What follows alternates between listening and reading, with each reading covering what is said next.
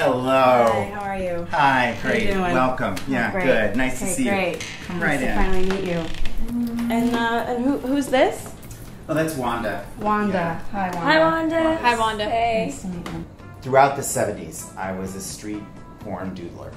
My customers were mostly people that couldn't afford Playboy, or they were so burned out they didn't know the difference.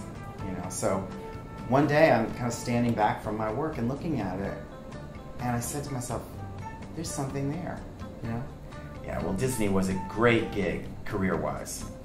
But, after a few weeks, I started to feel a sense of being trapped. And I became concerned about what I saw as Disney's censorship of the beauty of the human form. I was working, it's a funny story, I was working on the team doing the renderings, the background renderings for the Rescuers at that point. And we were working late at night, and suddenly, a topless woman came to me. I started looking and tinkering with some different images, with bigger breasts or different shapes, and I finally settled on Judith. Her breasts have a kind of a delicacy and old world life that seems to say, I know these mice are in a tense situation. They're going to be all right. Did nobody notice?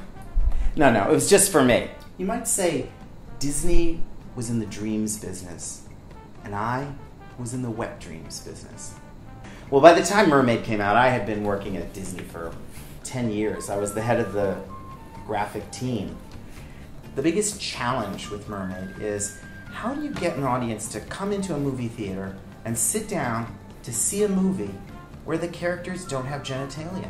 Now, as you can see here, this is more of the Art Deco, but also kind of a Greek reference with the Statue of Liberty feature, and she's looking up to the main event. And then I was working a little more with this. I was thinking, well, what about squat? I wanted the audience to feel comfortable knowing that I had not forgotten about their naked beauty. Almost a Russian-esque kind of a feeling. And this is a much more abstracted version of the original spires and phalli, but you see there's also kind of an upside-down heart reference. There's a candy cane. It's lighthearted. It's childlike. It makes you feel you can almost taste it.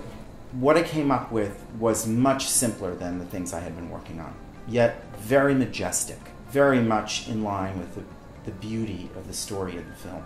I considered Mermaid to be my very best work.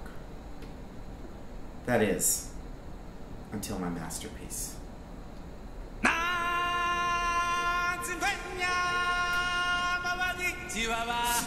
Good. And slowly. This is archival. Just look at that.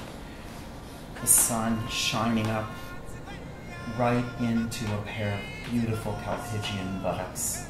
Look at the shading on that, the round forms, and then the thong coming right down into the butt crack like this, and the arms reaching up as if to say yes, yes to all creation. And then the sad, wise eye of the lion looking down on us. So this was the final product, all-knowing. It had to be epic, but subtle, had to have a balance of curved and linear forms, had to be fierce, yet playful. Of course, it was a difficult time because of the investigation. In the end, they found out it was me. They fired me on the spot, and they sued me for defaming their image. Well, after that, nobody would hire me. I couldn't work as an animator anymore. After a time, I gave up fine art altogether. I came to realize that the art world is just too hostile and constipated. But thankfully, my current work allows me to make use of my creative impulses and juices while still retaining the childlike sense of imagination and joy.